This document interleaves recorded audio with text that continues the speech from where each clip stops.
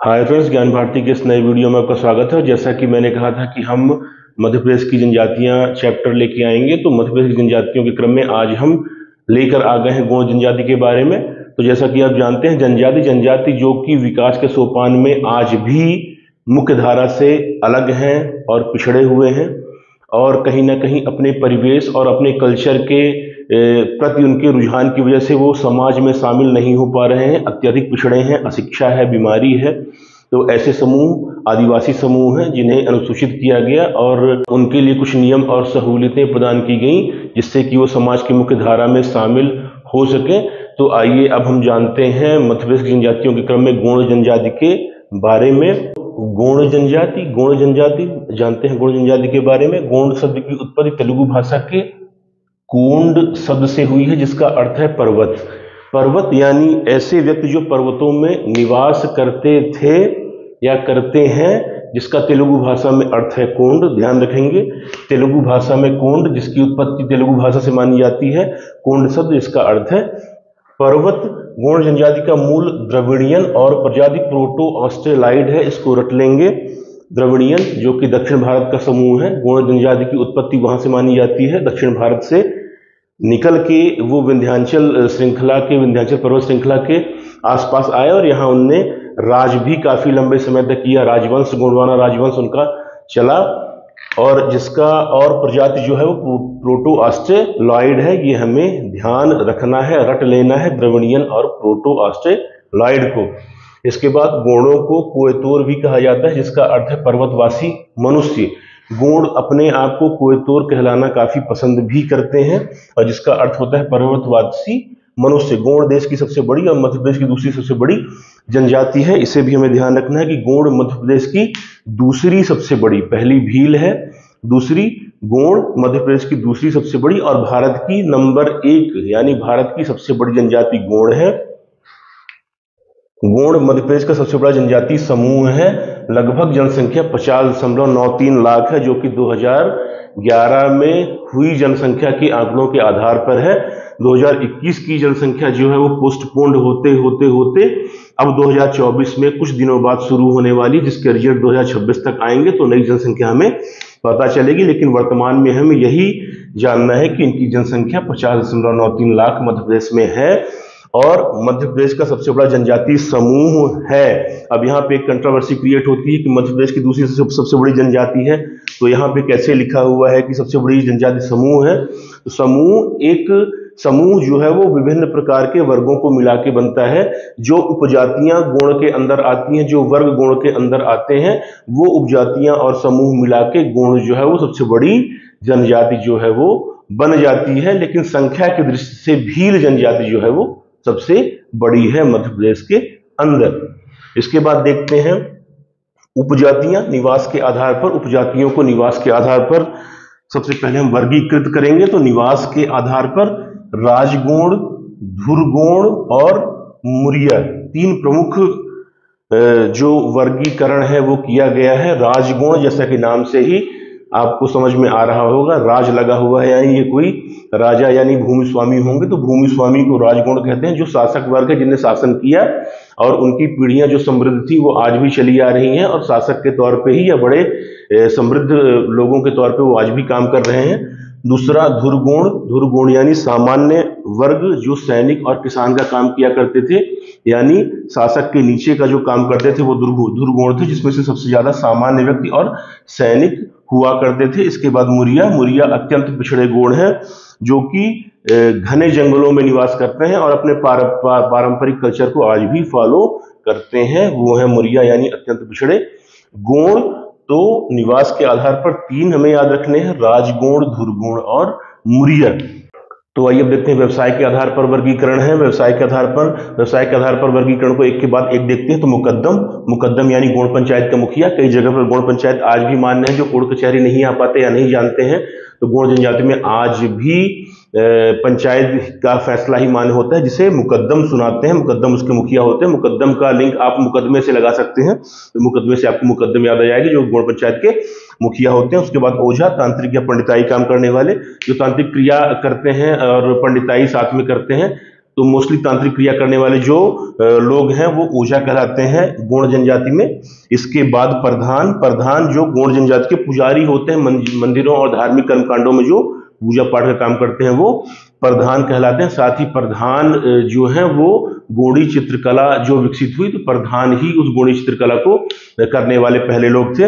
इसके बाद कोयला भूतिस, नाचने गाने वाले गोंड जो है वो कोयला भूतिस कहलाते हैं। ध्यान रखेंगे, नाचने गाने वाले गोंड कोयला भूतिस कहलाते हैं। उसके बाद सोलाहस, बढ़ाई का काम करने वाले गोंड जो है वो सोलाहस कहलाते हैं। इसके बाद अगरिया, लोहार का काम करने वाले गोंड जो है वो अगरिया कहलाते हैं। इस चीज को हमें ध्यान रखना है। इसके बाद देखते हैं गोंड विवाह। तो गोंडों में विवाह की बहुत सारी पद्धतियां प्रचलित हैं। जैसा कि मैंने आपको बताया कि सबसे बड़ा जनजातीय समूह है, तो कई समूहों के विवाहों की नकल भी यहाँ पर मौजूद है दूसरे नाम से। तो विवाह की बहुत सारी पद्धतियां हैं, लेकिन जो चर्चित पद्धतियां हैं और जो महत्वपूर्ण पद्धतियां हैं वो मैं आपको बता रहा हूं। तो इसमें जो सबसे महत्वपूर्ण और सबसे चर्चित पद्धति है वो है दूध लौटावा। दूध लौटावा में ममेरे, फुफेरे, चचेरे भाई बहनों का आपस में विवाह करवाया जाता है और इसे दूध लौटावा जो है दूध लौटावा नाम दिया गया है कि दूध को लौटा दिया गया है, दूध लौटावा। इसे विनिमय विवाह और आटा साटा विवाह भी कहते हैं। ध्यान रखेंगे, इसे विनिमय विवाह यानी एक्सचेंज किया गया है और आटा साटा विवाह भी कहते हैं। इन दोनों शब्दावलियों को हमें ध्यान रखना है। यह वधु मूल्य से बचने का तरीका है, क्योंकि वधु मूल्य चुकाने की परंपरा जनजातीय विवाह में बहुत ज्यादा है। अगर आप विवाह करके किसी वधु को लाते हैं तो उसके घर वालों को आपको वधु मूल्य चुकाना पड़ेगा। तो चूंकि जनजातीय समुदायों में अशिक्षा, गरीबी बहुत ज्यादा है, इसलिए वधु मूल्य से बचने के लिए वधु मूल्य से बचने का ये एक तरीका है। इसे दूध लौटावा विवाह पद्धति के रूप में विकसित किया गया है। इसे ममेरे, फुफेरे, चचेरे भाई बहनों का विवाह होता है। दूसरा देखते हैं लमसेना विवाह। लमसेना इसमें सेवा विवाह भी कहते हैं, इसे सेवा विवाह भी कहते हैं। ध्यान रखेंगे, लमसेना से आप सेवा का लिंक बना सकते हैं, तो लमसेना विवाह या सेवा विवाह भी कहते हैं। यह वधु मूल्य को चुकाने का एक तरीका है, यानी अगर कोई वधु मूल्य चुकाने में असमर्थ है तो वो सेवा करके वधु मूल्य को चुकाएगा। दामाद अपने ससुर की सेवा कर उसकी पुत्री को पत्नी के रूप में प्राप्त करता है। सेवा करने वाले को लमा नाई कहते हैं। सेवा करने वाले को लमा नाई कहते हैं। जो सेवा करेगा वो लमा नाई है, सेवा करेगा ससुर की, और वधु के घर में जो लोग हैं उनकी सेवा के रूप में वो श्रमिक का काम भी कर सकता है, खेत में काम भी कर सकता है, कोई भी काम कर सकता है। तो इससे होगा ये, क्योंकि वो वधु मूल्य चुकाने में समर्थ नहीं है तो वो सेवा करके वधु मूल्य जो है वो चुकाएगा और वधु के पिता को खुश करेगा, जिससे उसकी शादी जो है वो उस लड़की से हो जाएगी।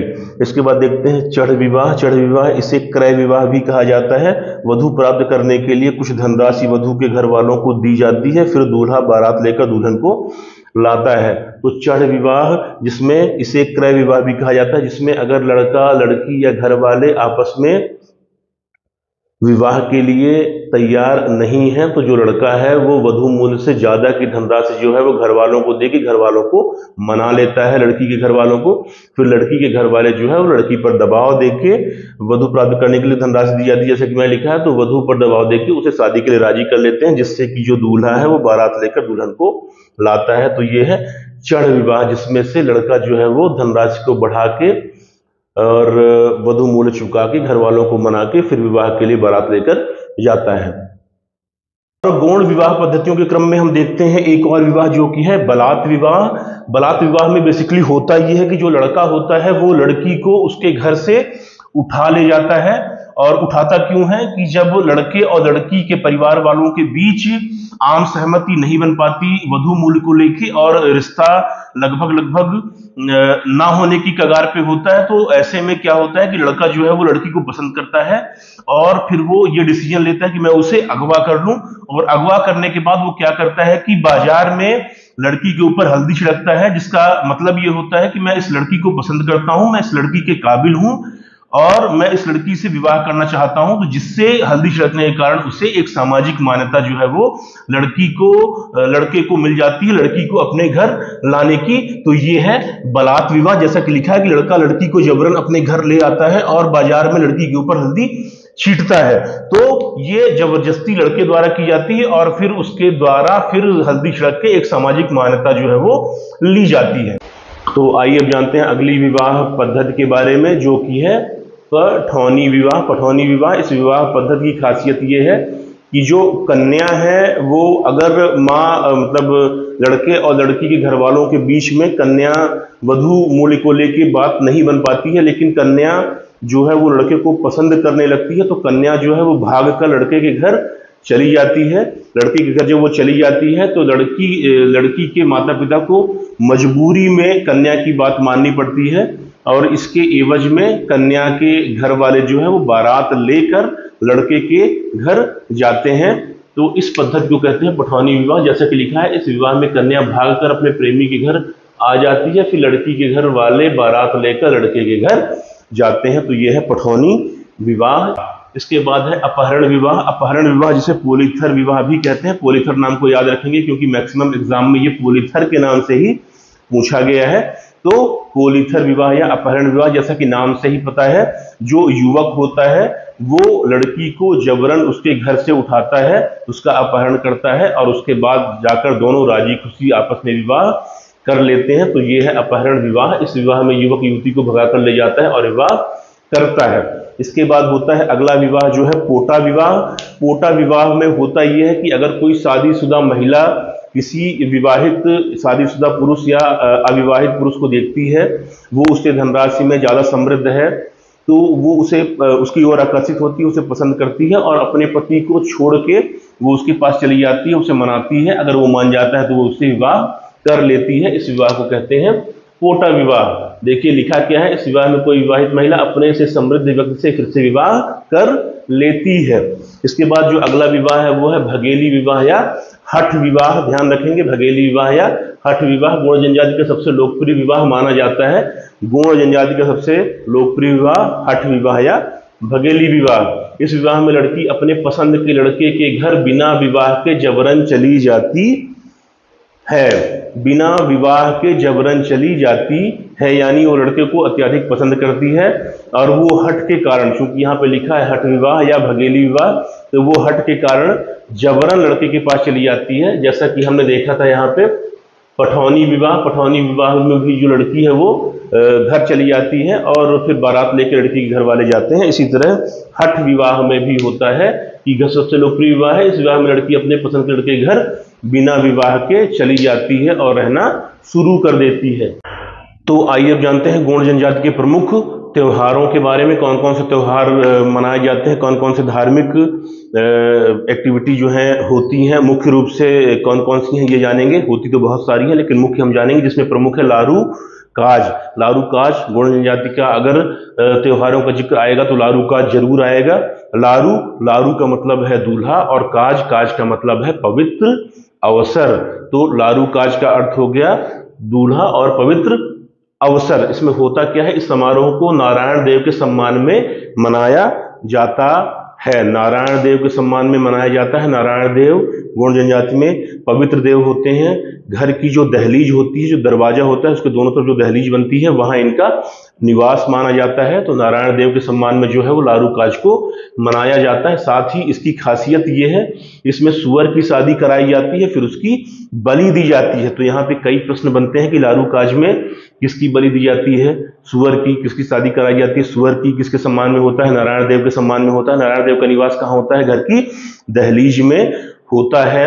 लारू काज में लारू का मतलब दूल्हा है, काज का मतलब पवित्र अवसर है। तो लारू काज से ही कई क्वेश्चन जो हैं वो बनते हैं। तो मोटी चीजों को हमें इसमें ध्यान रखना है। इसके बाद दूसरा आता है मड़ई। मड़ई के बारे में जानते हैं। मुख्यतः मंडला और डिंडोरी जिलों में ये मनाया जाता है। तो माँ मड़ई के माँ से आप मंडला की लिंक जो है वो बना सकते हैं। तो मड़ई जो है वो मंडला और डिंडोरी जिलों में मनाया जाता है। इस दिन ग्राम देवता की पूजा होती है। इस दिन विशेष सूचना का आदान प्रदान होता है। ग्राम देवता, गोंडों के ग्राम देवता ठाकुर देव है। ठाकुर देव को ग्राम देवता कहा जाता है।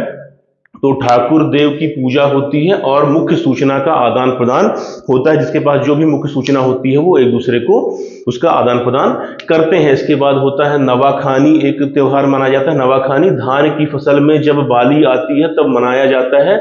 इस दिन कुल देवी की पूजा होती है, लोग अपने अपने कुल की देवी की पूजा करते हैं। मनाया कब जाता है नवाखानी? जब धान की फसल में पहली बाली आती है। इसके बाद आता है बिदरी। बिदरी, बिदरी बादल से बना हुआ है, ध्यान रखेंगे। बिदरी इसका अर्थ है बादल की पूजा, तो बादल से बिदरी बना हुआ है, लिंक बना लेंगे, कभी नहीं भूलेगा। इस दिन बादल की पूजा होती है। इस दिन ठाकुर देव की पूजा होती है। ठाकुर देव के बारे में जैसा कि मैंने आपको बताया है कि ये ठाकुर देव जो होते हैं वो ग्राम देवता होते हैं। तो बिदरी में बादल की पूजा होती है और साथ में ठाकुर देव की भी पूजा होती है और सफेद मुर्गों की बलि दी जाती है। तो सफेद मुर्गे लिंक बना लेंगे, क्योंकि बादल की पूजा होती है, बादल सफेद होते हैं, इसलिए सफेद मुर्गों की बलि दी जाती है। तो आपसे अगर पूछ लिया जाए कि सफेद मुर्गों की बलि किस धार्मिक त्योहार में दी जाती है गुणों में, तो वो है बिदरी। और बिदरी में बादल की पूजा होती है, साथ ही ठाकुर देव की भी पूजा होती है। इसके बाद अगला है बकबंधी। बकबंधी गुरु पूर्णिमा के दिन मनाया जाता है।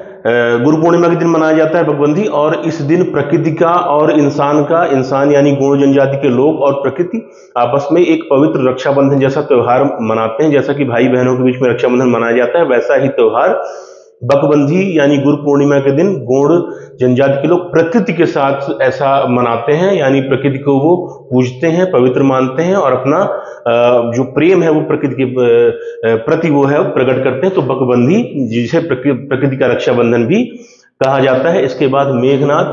फागुन महीने में गौड़ों के प्रमुख देवता मेघनाथ की पूजा होती है। मेघनाथ नाम से भी एक त्योहार मनाया जाता है। नाम से ही आपको पता है कि इसमें मेघनाथ की पूजा की जाती है। और ऐसी एक कल्पना है या कहानी है या सुना गया है कि जो मेघनाथ की पत्नी थी वो गौड़ जनजाति से बिलोंग करती थी, गौड़ जनजाति की थी, इसलिए गौड़ जनजाति में मेघनाथ को पवित्र देवता माना जाता है। उसके बाद हरदिली। हरढिली, ध्यान रखेंगे, हरढिली खरीफ की फसल की बोनी के समापन का त्योहार है। खरीफ की फसल की बोनी का जब समापन हो जाता है तो इसे मनाया जाता है। और हरढिली के नाम से आपको समझ में आ जाना चाहिए, हर यानी हल और ढिली यानी ढील देना। तो जब हल को ढीलेंगे तो ढीला किसको जाएगा? बैलों को। तो आगे देखते हैं। तो हरढिली खरीफ की फसल में बोनी के समापन का त्योहार है। इस दिन बैलों की पूजा होती है और उन्हें हल से ढील दिया जाता है। जैसा कि मैंने आपको बताया कि बैलों की पूजा की जाती है और उन्हें हल से ढील कर आजाद कर दिया जाता है। इसके बाद देखते हैं छेरता। यह बच्चों का त्योहार है। छेरता बच्चे मनाते हैं, आपस में पूरे गांव में घूमते हैं, नाचते गाते हैं और एक नारा भी छेरता में वो लगाते हैं। उनकी गोड़ी भाषा में एक नारा होता है, वो बच्चे वो गाते जाते हैं और पूरे गांव में घूमते हैं, बच्चों से मिलते हैं। तो ये है प्रमुख त्योहार जो कि गौड़ जनजाति में मनाए जाते हैं। तो अब जानते हैं हम गौड़ जनजाति के प्रमुख नृत्य कौन कौन से हैं। प्रमुख नृत्यों में जो सबसे पहले नाम आता है वो है कर्मा नृत्य का। कर्मा नृत्य, जैसा कि मैंने सबसे ऊपर इसको पहले ही लिखा हुआ है। तो कर्मा नृत्य की खासियत यह है कि यह महिला प्रधान नृत्य होता है, ध्यान रखेंगे। कर्मा महिला प्रधान नृत्य होता है। गौड़ जनजाति में या अन्य जनजातियों में बहुत सारे नृत्य हैं जो पुरुष प्रधान महिला प्रधान या दोनों साथ में करते हैं, लेकिन इसमें कर्मा जो कि गौड़ जनजाति का प्रमुख नृत्य है वो महिला प्रधान है। साथ ही इसमें एक खास वाद्य यंत्र जिसका नाम मांदर है उसका प्रयोग होता है। देखेंगे कर्मा नृत्य स्त्री प्रधान नृत्य है, प्रमुख वाद्य यंत्र मांदर है। विश्व का प्रथम लोक नृत्य, सबसे महत्वपूर्ण बात, विश्व का प्रथम लोक नृत्य जो Guinness book of world record में दर्ज है। विश्व का एकमात्र और प्रमुख लोक नृत्य, विश्व का प्रथम लोक नृत्य, ध्यान रखेंगे। अगर गौड़ जनजाति के नृत्य के संदर्भ में पूछ लिया जाए तो विश्व का प्रथम या विश्व के प्रथम जनजाति के संदर्भ में पूछ लिया जाए कि कौन सा नृत्य जनजाति नृत्य प्रथम है, तो वो है कर्मा नृत्य जो कि Guinness book of world record में दर्ज है। इसके बाद देखते हैं सैला नृत्य। यह नृत्य पहाड़ों पर केवल पुरुषों द्वारा किया जाता है। जैसा कि मैंने पहले ही बात की कि कुछ महिला प्रधान कुछ पुरुष प्रधान नृत्य हैं, कुछ दोनों साथ में करते हैं। कर्मा महिला प्रधान, सैला नाम से स्पष्ट है, सैल यानी पर्वत, तो सैला यह पर्वत पहाड़ियों में किया जाता है, केवल पुरुषों द्वारा किया जाता है। तो एक लिंक बना लेंगे, उस लिंक से हम सैला पुरुष प्रधान याद रख सकते हैं आसानी से। इसके बाद भड़ौनी, यह स्त्रियों द्वारा किया जाने वाला विवाह नृत्य है। विवाह के अवसर पर भड़ौनी किया जाता है, केवल महिलाओं द्वारा ही किया जाता है। इसके बाद सजनी, यह स्त्री प्रधान नृत्य है। स्त्रियां अपने समधि को पकड़कर नाचती हैं। सजनी यानी विवाह के अवसर पर किया जाता है और जो उनके समधि होते हैं उन्हें पकड़कर स्त्रियां नृत्य करती हैं और इस नृत्य को सजनी नृत्य कहते हैं। उसके बाद सुआ नृत्य धान की फसल पकने पर किया जाता है। सुआ नृत्य, सुआ से तात्पर्य तोते से है, तो सुआ नृत्य जो धान की फसल पकती है और उसमें पक्षी और खासतौर पर जो तोते आके उसे चुगने का प्रयास करते हैं, उसी समय पर सुआ नृत्य जो है वो किया जाता है। तो अब आइए जानते हैं गोंड जनजाति के प्रमुख गीतों और कथाओं के बारे में। महत्वपूर्ण तथ्य इसमें आपको बहुत मिलेंगे। तो जिसमें सबसे पहला है पांडवानी। पांडवानी आपने सुना होगा, एक तारा जैसा लेके तीजन बाई कई बार वीडियोस में, टीवी में दिखाई देती हैं। ऐसे टहलते टहलते तीजन बाई जो है वो महाभारत की घटनाओं का जिक्र जो है वो करती जाती हैं। बहुत ही शानदार जो है अभिव्यक्ति उनकी होती है, चाहे वो अपने वाद्य यंत्र से हो, चाहे अपने फेशियल इंप्रेशन से हो, चाहे अपने बॉडी लैंग्वेज से हो, चाहे अपने बोलने के तरीके से हो।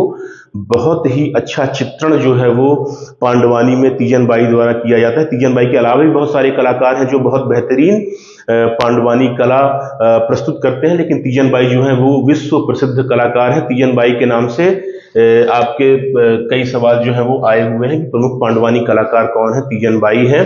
तो तीजन बाई, पांडवानी देखते हैं। पांडवानी महाभारत एवं पांडवों की कथाएं जो है वो पांडवानी में सुनाई जाती। पांडवानी से पांडवों की लिंक बना लेंगे, पांडवानी से पांडवों की लिंक। लेकिन एक खासियत इसकी ये भी है कि इसमें अर्जुन को महाभारत का नायक ना मानकर भीम को महाभारत का नायक बताया गया है, माना जाता है। और साथ ही जो कथाएं सुनाई जाती हैं वो कहीं ना कहीं से भीम को केंद्र बिंदु पे रखकर, और भीम की जो है इसमें प्रशंसा जो है इनकी कथाओं में की जाती है। भीम को सर्वाधिक महत्व दिया गया। तीजन बाई प्रमुख कलाकार है। इसके बाद देखते हैं कर्मा गीत। कर्मा गीत कर्मा नृत्य के दौरान जो है वो कर्मा गीत गाया जाता है। कर्मा नृत्य जो कि मैंने आपको अभी बताया था कि कर्मा जो नृत्य है वो महिलाओं द्वारा किया जाता है, और पहला ऐसा विश्व का लोक नृत्य है जो कि Guinness book of world record में शामिल है। इसके बाद देखते हैं ददरिया। यह वीर रस पूर्ण गीत है। ध्यान रखेंगे, ददरिया जो है वो वीर रस पूर्ण गीत है और बारात में बारातियों द्वारा गाया जाता है। जब बारात लेकर बाराती आते हैं तो वो ददरिया गाते हुए आते हैं, तो इसे हमें ध्यान रखना है। उसके बाद झूमा, झूमर गीत, यह प्रेम गीत है। प्रियतमा अपने प्रीतम की याद में गाती है। झूमा झूमर गीत प्रेम गीत है, और प्रेमिका अपने प्रेमी की याद में, उसके विरह में इस गीत को गाती है। इसके बाद सैला भंडौनी गीत, यह व्यंग गीत है। विवाह के समय इसमें गालियां दी जाती हैं। सैला भंडौनी गीत व्यंग गीत है और इसमें विवाह के समय गालियां दी जाती हैं, ध्यान रखेंगे। इसके बाद है रामायणी गीत। लक्ष्मण को रामायण का नायक मानकर गाया जाता है। रामायणी गीत, यहाँ पे भी एक चीज आपको ध्यान रखनी कि रामायणी गीत जो है उसमें लक्ष्मण को रामायण का नायक माना जाता है, और उन्हीं को केंद्र बिंदु में रखकर नायक मानकर ये जो नारायणी गीत है वो गाए जाते हैं। इसमें लक्ष्मण के साथ विवाह होते हैं। लक्ष्मण को गोंड लमसनाई भी कहते हैं। इसके बाद देखते हैं गोंडवानी। गोंडवानी में गोंड योद्धाओं की वीर कथाएं सुनाई जाती, तो गोंडवानी भी एक गीत है जिसे हमें ध्यान रखना है। इसके बाद देखते हैं प्रमुख देवी देवताओं के बारे में। प्रमुख देवी देवताओं में सबसे पहले दूल्हा देव। दूल्हा देव गोंड जनजाति के सबसे प्रमुख देवता दूल्हा देव माने जाते हैं। दूल्हा देव के मंदिर आपको कई जगह मिलेंगे, जिसमें से मध्य प्रदेश में नरसिंहपुर में बना एक मंदिर जो है वो बहुत प्रसिद्ध है। बहुत दूल्हा देव का सबसे बड़ा मंदिर वो माना जाता है। जहां तक मुझे याद आ रहा है तो नरसिंहपुर में ही वो दूल्हा देव का मंदिर है। आप चाहें तो इस डाउट को अपने लेवल पे क्लियर भी कर सकते हैं, पर मुझे याद आ रहा है कि नरसिंहपुर में दूल्हा देव का एक बहुत बड़ा पवित्र और बहुत ज्यादा धार्मिक मान्यता इस मंदिर की है दूल्हा देव का मंदिर। और दूल्हा देव जो है वो गोंड जनजाति में सबसे प्रमुख देवता माने जाते हैं। इसके बाद बड़ा देव, सर्वाधिक व्यापक देव, भगवान शंकर के समान बड़ा देव सर्वाधिक व्यापक, क्योंकि सब बहुत सारे जो गोंड जनजाति में डिवाइडेशन है उन सभी में लगभग बड़ा देव को पूजा जाता है, इसलिए बहुत व्यापक है। और भगवान शंकर जैसी छवि जो है वो इनकी गोंड जनजाति के अंदर है, यानी आप भगवान शंकर से भी इनकी तुलना कर सकते हैं। इसके बाद ठाकुर देव गोंडों के ग्राम देवता, ग्राम की रक्षा करते हैं और वृक्ष के नीचे रहते हैं, तो ठाकुर देव को ग्राम देवता कहते हैं। मैंने पहले भी बताया है, ग्राम देवता ठाकुर देव, ध्यान रखेंगे। इसके बाद नारायण देव, इनका स्थान घर की दहलीज पर होता है, ये मैंने आपको पहले बताया। तो घर की दहलीज, घर के दरवाजे के दोनों तरफ जो दहलीज बनती है वहां नारायण देव का जो है वो निवास माना जाता है। ध्यान रखेंगे। खैर खूट मुड़िया देव चरवाहिन देव भी कहते हैं, ये गायों की रक्षा करते हैं। ध्यान रखेंगे, खैर खूट मुठिया देव, खैर खूट मुठिया देव चरवाहिन देव भी कहते हैं और ये गायों की रक्षा करते हैं। इसके बाद खैरमाई देवी ग्राम की रक्षा करने वाली देवी है, स्थान महुआ वृक्ष के नीचे। ध्यान रखेंगे, खैरमाई देवी स्थान महुआ वृक्ष के नीचे और ये ग्राम की रक्षा करती है। इसके बाद बंजारिन माई, ये वन देवी हैं, इन्हें रात माई अंधेरी माई भी कहा जाता है। तो बंजारिन माई को वन देवी, रात माई और अंधेरी माई भी कहते हैं। इसके अलावा बहुत सारी देवियां और देव हैं, शारदा माता भी हैं। तो जो महत्वपूर्ण चीजें थी मैंने इनमें आपको बता दी। अब बाकी आप नाम से जब उनके नाम आएंगे तो वैसे भी समझ जाएंगे, जैसे शारदा माता का नाम आता है और बहुत सारे जो नाम है वो आते हैं। कुछ नाम तो जो मर्ज हैं उनके आधार पर भी आ गए हैं, किसी मर्ज के नाम पे किसी देवी का नाम जो है वो आ गया है, तो आप चाहें तो अपने लेवल पे उन्हें ढूंढ के पढ़ सकते हैं। महत्वपूर्ण चीजों को मैंने बता दिया। और अब जानते हैं गौड़ जनजाति से जुड़े कुछ महत्वपूर्ण तथ्य। और एक महत्वपूर्ण तथ्य जो यहाँ पे मैं आपको बताऊंगा वो अपने आप में एक प्रश्न का जवाब है, बहुत महत्वपूर्ण है। सिंगल लाइन फैक्ट्स हैं और वनडे एग्जाम्स या पीएससी प्री के लिए बहुत महत्वपूर्ण चीजें मैं आपको बताने वाला हूं, तो ध्यान देंगे महत्वपूर्ण तथ्यों के बारे में। गौड़ जनजाति की जनसंख्या देश की कुल जनजाति जनसंख्या का 33.25% है। गौड़ जनजाति की जनसंख्या देश की कुल जनजाति, कुल जनसंख्या नहीं, देश की कुल जनजाति जनसंख्या का 33.25% है। प्रदेश की कुल जनजाति जनसंख्या का 33.25% है, जिनकी संख्या 50.93 लाख आती है और ये आंकड़े 2011 के हैं, ये भी हमें ध्यान रखना है। इसके बाद मध्य प्रदेश के दक्षिण पूर्वी भागों, दक्षिण पूर्वी, दक्षिण और पूर्वी, नीचे पूर्वी, दक्षिण पूर्वी, मंडला, डिंडोरी, बालाघाट, सिवनी, छिंदवाड़ा, दक्षिण पूर्वी, मंडला, डिंडोरी, बालाघाट, सिवनी, छिंदवाड़ा इनका मूल स्थान है जहां पर ये सर्वाधिक पाए जाते हैं। इसके अलावा रीवा, सतना, सीधी, सिंगरौली और कई जगह गौड़ जनजातियां फैली हुई हैं, लेकिन उतनी घनी नहीं है और उतनी ज्यादा डीप जंगलों में इनकी आबादी नहीं है जितनी कि दक्षिण पूर्वी भागों में इनकी आबादी है। इसके अलावा पेज, जो कि मोटे अनाजों से बना पेय है, अत्यधिक प्रिय है। महुआ को देव अन्न कहते हैं, ये मैंने लिखा है। यहाँ पे दो चीजें आपको मिलेंगी। पेज एक सूप है जो कि मोटे अनाजों से बनाया जाता है। ये प्रमुख पेय पदार्थ जो है गौड़ जनजाति का माना जाता है, उन्हें बहुत प्रिय है। और साथ ही महुआ जैसा कि आप सब जानते हैं, महुए का बहुत बड़ा वृक्ष होता है, महुए का पेड़ होता है, उससे तेल निकलता है, बहुत अच्छी उसकी एक सोंधी सोंधी स्मेल आती है।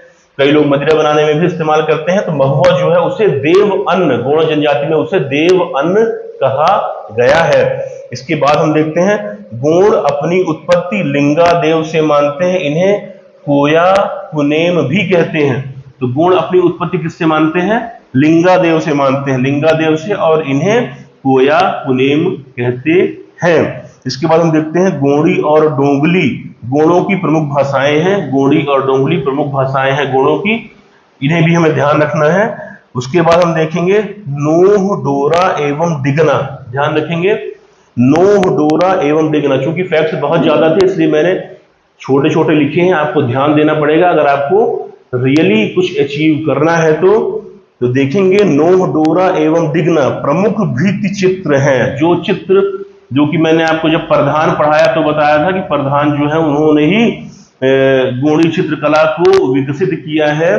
तो नोह, डोरा एवं डिगना ये दो अलग अलग तरह की कलाएं हैं, नोह, डोरा एवं डिगना, जो कि भित्ति चित्र हैं। दीवालों पर जिसे भित्ति कहते हैं उस पर ये बनाए जाते हैं। आजकल तो कागज और कैनवास पर ये बनते हैं। प्रमुख भित्ति चित्र हैं भंजू सिंह श्याम और दुर्गाबाई व्यास। भंजू सिंह श्याम और दुर्गाबाई व्यास जो है वो इसके प्रमुख कलाकार हैं। इन दोनों के नाम हमें बिल्कुल नहीं भूलना है, भंजू सिंह श्याम और दुर्गाबाई व्यास। इन्हें पद्मश्री से भी सम्मानित किया जा चुका है। ध्यान देंगे भंजू सिंह श्याम और दुर्गाबाई व्यास।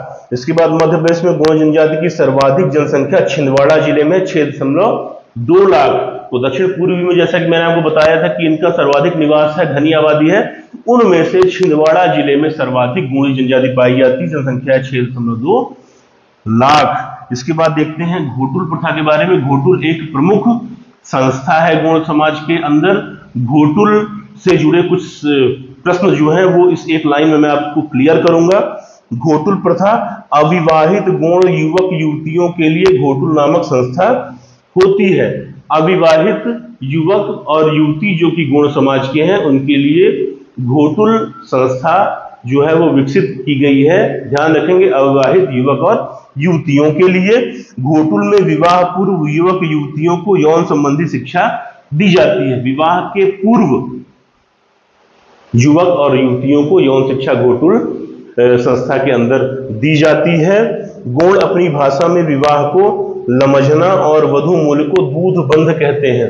ध्यान देंगे यहां पर कि गोंड जो है वो अपनी भाषा में विवाह को लमझना गोंडी भाषा में और वधू मूल्य को दूध बंध कहते हैं, हमें ध्यान रखना है। आगे देखते हैं, गोंडी भाषा को 2019 में मध्य प्रदेश पाठ्य पुस्तक निगम में शामिल किया गया। गोंडी भाषा को 2019 में मध्य प्रदेश पाठ्य पुस्तक निगम में शामिल किया गया। साथ ही वेरियर एल्विन, नाम ध्यान रखेंगे, वेरियर एल्विन ने 1947 में the Muria and their Ghotul नामक पुस्तक लिखी थी। ध्यान देंगे, वेरियर एल्विन ने 1947 में the Muria and their Ghotul नामक पुस्तक लिखी थी। गोंड राजा बख्त बुलंद शाह ने नागपुर शहर की स्थापना की। ध्यान रखेंगे, गोंड राजा बख्त बुलंद शाह ने नागपुर शहर की स्थापना की थी। रानी दुर्गावती गढ़ा राज्य की गोंड रानी थी। इनका विवाह गोंड राजा दलपत शाह से हुआ था।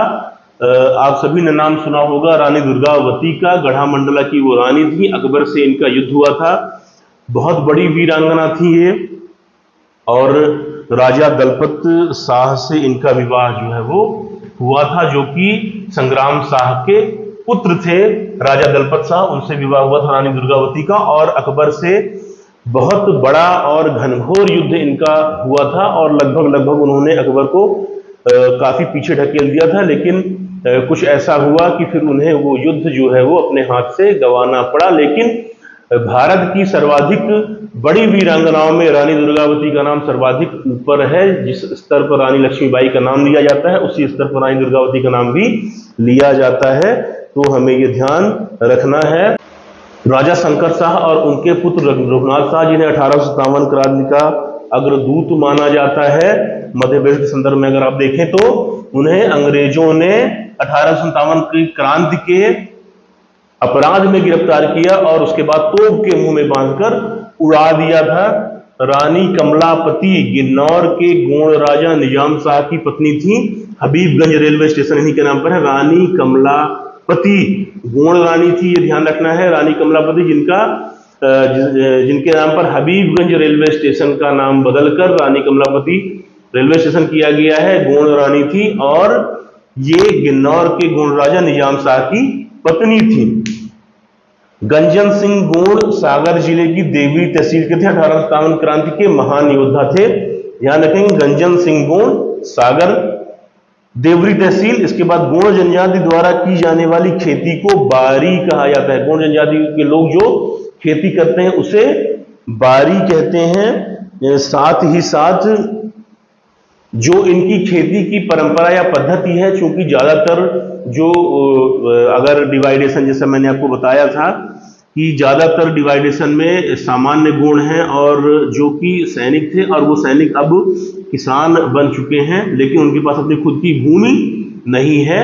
तो ज्यादातर गुण जो है वो हरवाही कृषि करते हैं, यानी किसी दूसरे के खेत में कार्य करते हैं और उसकी खेती की देखभाल करते हैं और फिर उसमें से अपना हिस्सा लेते हैं। इसे हरवाही कृषि कहते हैं। तो हरवाही कृषि गोंड जनजाति में बहुत प्रचलित है, और जिनके पास खुद की जमीन है वो खेती करते हैं, उसे बारी कृषि कहा जाता है।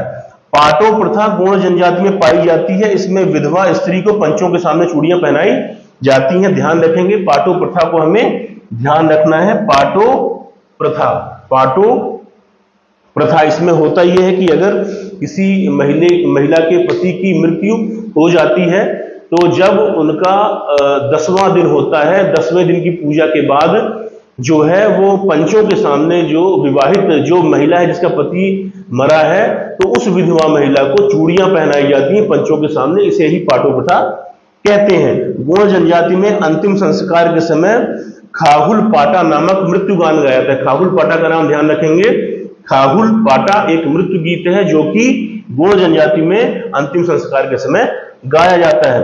प्रधान समुदाय के कलाकारों द्वारा गोंडी चित्रकला की जाती है। जैसा कि मैंने आपको पहले ही बताया है कि इसे गोंडी चित्रकला को विकसित करने के श्रेय प्रधान लोगों को जाता है, जो कि मूलतः मंदिरों के पुजारी होते हैं। इसके अलावा और बहुत सारे महत्वपूर्ण फैक्ट्स अगर आपको मिलते हैं तो आप उसे अपने नोट्स में शामिल करें, उसे पढ़ें और जो इसमें कमियां थी उसे भी रूल आउट करें और सुधारें। मैंने अपने लेवल पे एक अच्छा मटेरियल आपको प्रोवाइड कराने की कोशिश की है जो आपको वनडे एग्जाम्स और एमपीपीएससी प्रीमेंस में काम आए।